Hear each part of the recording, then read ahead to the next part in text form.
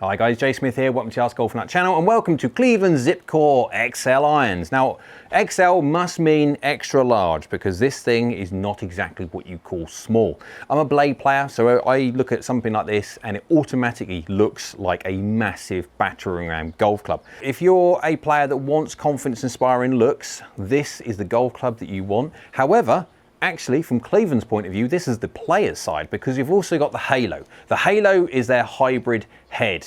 Well, it's an iron, but it's basically a hybrid head. I've got them to test as well. I've also got the XL2 drivers. I've also got the Fairy Wood, the hybrid, the High Wood. That is a really interesting golf club. I've got the Halos to do and also some wedges. I've got the RTX CPX4s. If you want to watch those videos, guys, make sure you get down there, subscribe, and also get the bell icon on. That's a notification bell that will let you know when I upload all these new lovely videos coming from Cleveland. We've got mainframe in the 4-7 iron. 4-7 iron is the same as what you have in the Srixon iron. Srixon is their kind of sister company, so you get all the good things from Srixon bleeding into the Cleveland range as well. When it comes to the 8 to pitch and wedge, you have the Zipcore. The Zipcore is where they take weight out the heel and move it around the face to try and move center of gravity, etc. Remember, these are quite big heads. You have the V-sole at the bottom.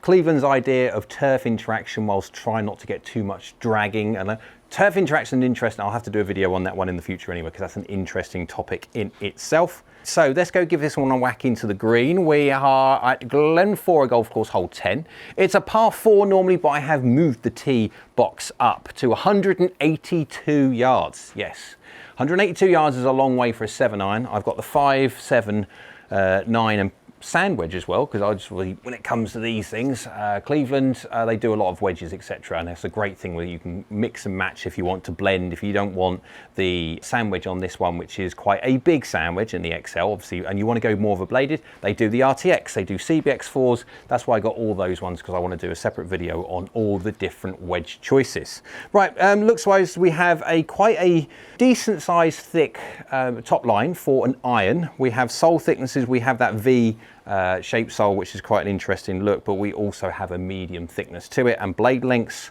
well, they are not small. These are confidence inspiring golf clubs. You put this down by the golf ball and yeah, compared to what I use, this thing is big. So if you want something to look at, which is effectively think about closing your eyes and hitting it and still make contact, this is the one for you. Right, let's go see if we can get over that water and onto the green somewhere. 29 degrees on this, which is a 7-irons. What I like on the bottom there actually does say 29 degrees. A lot of golf club manufacturers just put numbers on them and crank them when it comes to a 7-iron. What is a 7-iron nowadays when it comes to loft? I can remember traditionally a 7-iron being 37 degrees. If you have a look at their 9-iron, it's 38. Times change and move on. Right, let's go give this one a hit and see how this one does into a green. Well, that's a wonderful toe to start, but again, doesn't really matter on this because you just hit it where you want. Is it going to make it? Of course it is. You can hit it anywhere. That's a really good shot, to be fair. Look how bad strike that was. Club path 0, face is slightly open. That's why it started off to the right. 17 mil toe. Doesn't matter. You can hit it where you want on these things. This is the great thing with game improvement irons. Game improvement irons offer so much help and so much forgiveness. You can mess around, hitting them from weird and wonderful spots. And of course, I will be doing my full forgiveness testing. Yes, I will. Whacking them all over the face.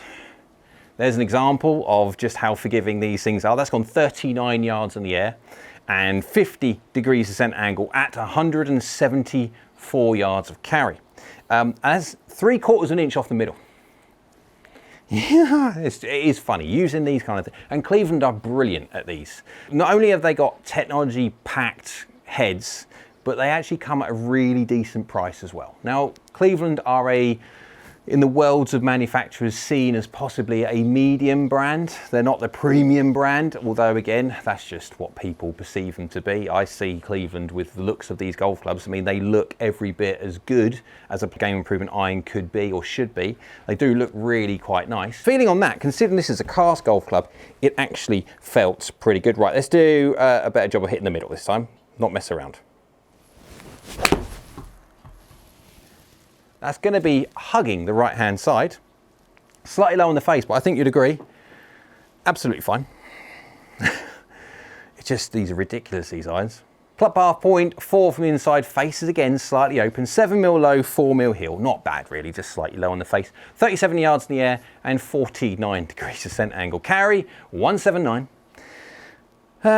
These are punching. Now the interesting thing is, when you look at this is 1 degree stronger than my 6-iron, 29 degrees. I've got a bladed set which is traditionally lofted, 34 degrees for a 7-iron, 30 degrees for a 6-iron. This is 29. And my 30 degree goes over 178 yards, hit fairly well. That is still 11mm gross off of the middle, and it's still doing exceptionally well. It's still going further. Okay, it's 1 degree stronger, but that is not middle.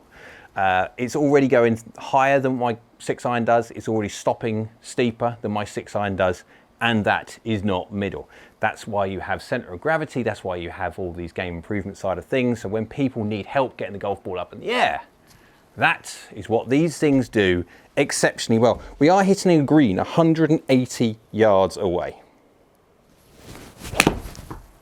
Now that's left. That was me saying my face is open by 2 degrees. The last 2 shots. Let's close this one down a little bit. Done too much.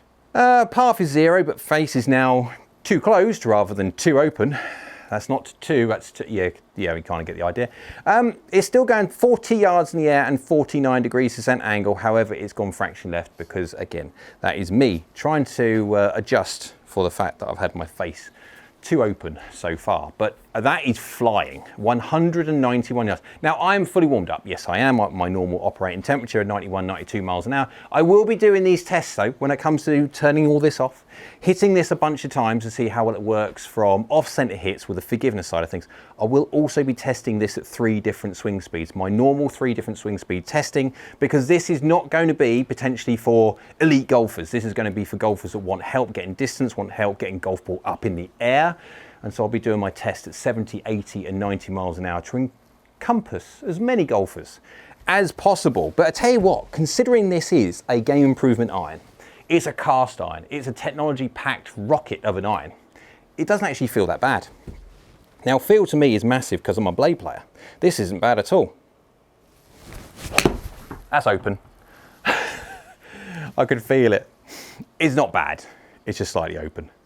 It's just really good. It's just really, really good. I can't complain. Par, a couple of degrees from the inside, yay! Face 1 open, there you go. 2mm low, 4mm toe. Not bad strike whatsoever. That is 43 yards in the air. 51 degrees descent angle. Wow, 182. That is a mighty long way, going mighty high and stopping mighty quickly for something of this nature. Now, okay, I am swinging at 91.7 miles an hour. This is my fully warmed up speed. And yes, if you are going to swing at a slightly different lower speed, you are not going to get the super heights and the super descent angles that I'm seeing right now. But it is relative. Again, all golf clubs will do that, so we're not just picking on this one, we're picking on all golf clubs. Golf clubs look really good when you've got a pro hitting them at 90 miles an hour, and of course you put that in a 70 miles an hour swing, and it then doesn't quite work so well. Hence why I do my testing at 3 different swing speeds to see actually how it really works in the real world when you start dialing speed back. Right, one more go, and I've missed the green once, hit the green the rest of the time. So we're doing quite well at the moment when it comes to the percentages of from this distance for hitting the green.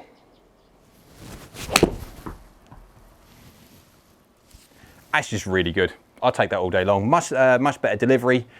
Cool, straight over the pin. Look how well that stops. Go on, stop a bit. Is it? It's still on the green. That counts.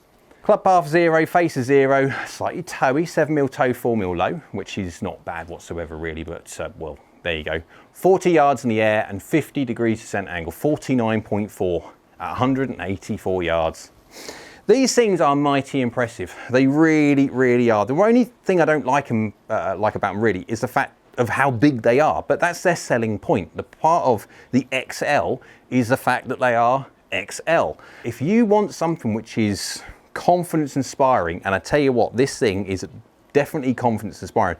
These are mighty, mighty impressive irons. Right, let's go turn this off. Let's go whack this all over the face. Make sure we get some real cracking good ones, especially at the heel as well, because we haven't tested out the heel, and low on the face as well. And let's go see how impressive this XL is from Cleveland when it comes to forgiveness. Also hit them 3 different swing speeds to see what happens when you take swing speed off, how well they perform then. So let's go see how the Cleveland Zipcore XL irons got on when I hit it all around the face, test the forgiveness, and also done the normal testing that I do at 3 different swing speeds, 70, 80 and 90 miles an hour, to see how well these perform when you start taking speed away. So I'll try and get all the information up on the screen. I've got 3 different colours, the red, the yellow, the blue. The red is the 70 miles an hour, the yellow is the 80 miles an hour, and the blue is the 90 miles an hour. So you can see 98 miles an hour ball speed on the slow one, on the medium one, which is the 80 miles an hour, it's 110, 111 rounded, and then goes out to 124. No surprise, obviously, when you're dialing speed up. The main thing is on a, you look at carry distances of 140 yards from a 70 mile an hour swing speed, 140 yards carry is a darn good number. 163 for the 80 miles an hour and 182, yes, for the 90 miles an hour. We're talking about peak heights though. Peak heights and descent angles control when you take speed away, and it going 22 yards in the air and basically 40 degrees descent angle at 70 miles an hour. And this is the point I try to make when it comes to taking speed away. You saw on the simulator there that when you hit it at 91, 92 miles an hour, it goes massively high and does really well.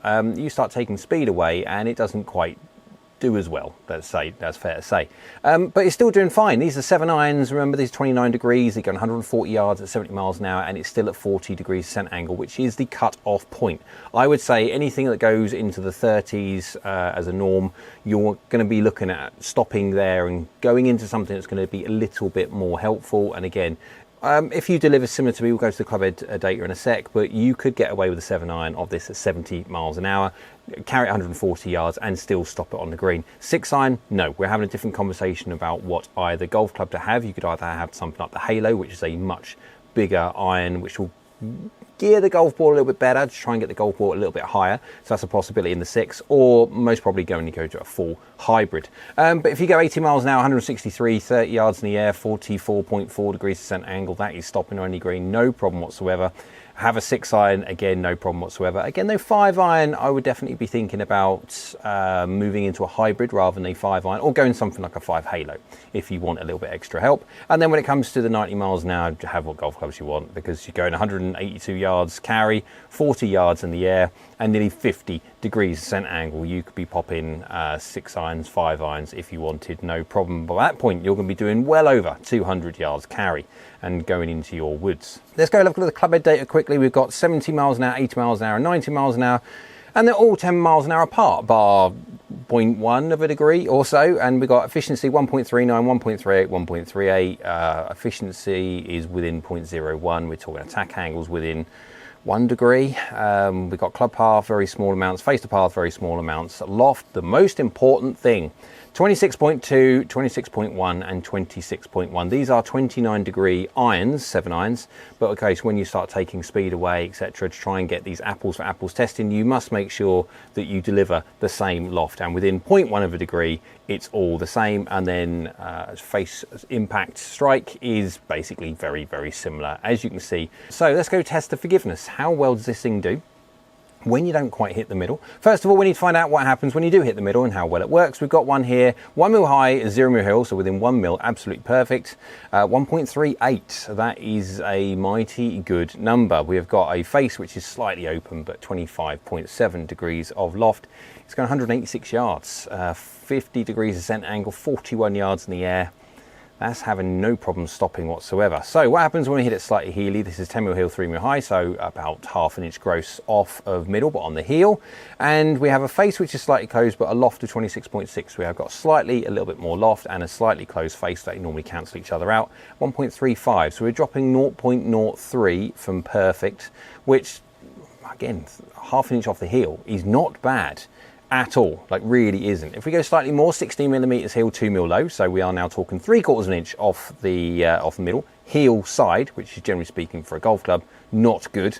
We've got 1.32, so we are losing a little bit now, 0.06 from perfect. We have got a face which is slightly open and a slightly more, I mean, it's 0.3 degrees more loft. It's just the heel strike. Now these are big golf clubs, yes they are, but there's always a certain amount that any golf club can do when it comes to heel strikes. Losing 0.06 from 3/4 of an inch off the heel is actually pretty good. We're still going 37 yards in the air and 48 degrees descent angle, 179. We're losing a fraction when it comes to its carry, but it's doing mighty well. Let's swap over for a low toe. 11mm low, 7mm toe again, 18mm gross off of middle, 3/4 inch off of middle, but 11mm low is not good whatsoever. Club path 2 from the inside, face is 0 basically, and loft is within half degree of maxed out, 1.35. So again, we're not losing that much. 0.03 from 18mm gross, low toe is very good. 36 yards in the air and 48 degrees descent angle. Again, that's stopping on any green whatsoever, and we haven't really lost much in the way of carry, even though it's a slightly faster swing speed. It's just how it gets there, and it's just doing really very well. If you push it a little bit more, 12mm toe, 10mm low, we're now 22mm gross. It's still doing mighty well, 1.35. Now the face is slightly closed. Loft is basically bang on, but the face is slightly closed. And you generally speaking get a little bit more efficiency when you have a closing face. And so we're at 1.35, which is not bad whatsoever. 35 yards in the air and 47 degrees descent angle. Again, staying very close, or very similar to what the maxed out numbers are. We're not dropping that much in either efficiency or peak heights and descent angles. It's just doing very well. Just do a normal toe, just a standard normal 12mm toe, 1mm low. Still 13mm is half an inch off the middle on the toe side. We've got a face which is 0, 0.8 close, which is baby shut, and 25.0 degrees of loft, so within a very small amount of max, 1.39. It just does well. Now it is a fraction more than I want. Obviously that's a slightly closed face, a slightly de-lofted amount, so that is taking a little bit deflection away, so it's artificially giving you a bigger number. This is effectively 1.38, and it is just as good as right out of the screws. This thing is ridiculously forgiving off of just normal, nominalized, everyday mishits. Okay, if you're going to mishit big, even though this is a big golf club, of course there's going to be an efficiency drop and a little bit of ball speed drop, etc., but it does very well. Let's go 16mm toe, 2mm low, again 3/4 inch off the toe this time. We've got 1.37. Now face is very fractionally shut, it's 1.7 closed, and a loft is slightly lower as well, 24.6. You have to be honest about that. And so this is adding, probably it's between either 0.2 to 0.1, let's just say 0.2. Let's be as harsh on this golf club as we possibly can do. 1.35, that's losing 0.03 from max, from 3/4 inch off the toe. It's doing really well. I mean, it hasn't lost anything when it comes to carry. It's a fraction faster clubhead speed, but we are talking very small. 39 yards in the air and 49 degrees descent angle. It's just working really well. And we'll just finish off with just a weird and wacko one, because this is a very big golf club. Let's push it. Let's go crazy. 27mm toe, 0mm low. Yeah, I felt that one. Club half is 1.9 from the inside, and face is just baby close, 0.5, which is nothing. 24.7 degrees of loft, so it is 1 degree less loft than max, so we have to take that into account. And 1.30. That's losing 0.08, yes it is, but 27mm away from middle. There are golf clubs around, guys, when it comes to blades and very small players irons, that if you were to hit 27mm toe, you'd near on miss it. And the fact I can guarantee you your efficiency would be much lower than 1.30. These irons are very good. They're very springy. They're very good off miss hits. They are very big, and that gives them the advantage there just through pure size. You can't get around physics, but these do really well. So the conclusion I would say when it comes to the Cleveland Zipcore XL irons, now they look really nice on the back. I actually quite like them. I'm not a great fan of busy golf clubs, but these are not that busy, but they look, for a big golf club, very nice. Feel, actually, for again a cast, tech inspired, very busy tech wise golf club, they actually don't feel bad. I was expecting to hear or feel a distinct firecracker going off, but it's actually not that bad. Again, when we go to the Halo irons, they are basically hybrid heads, and yes, so they're going to sound completely different, but these sound really quite good. Performance, you can't complain. These are 29 degrees, so they are very strong lofted 7 irons, yes they are, but you can see by the data when it comes to the 70, 80 and 90 miles an hour, and if you've watched any of my reviews where I've done the 3 different swing speeds, you'll see even these are 29 degrees, that they are actually launching the golf ball one of the best that I've ever tested. So it's doing really quite well. And forgiveness, again, as you can see, you can't complain whatsoever with having a golf club that big that you can miss it 27mm off the toe, still make decent contact, and it goes where you want it to go. So Hope you liked the video. If you did, go on, thumbs up, YouTube like, so do I. Down there is the subscribe button. It's free. It's great for the channel. If you could subscribe, so thank you. And next to that is a bell icon. That's a notification bell. If you click that one, that will notify you next time I upload another video. So I hope you will. We'll see you again soon.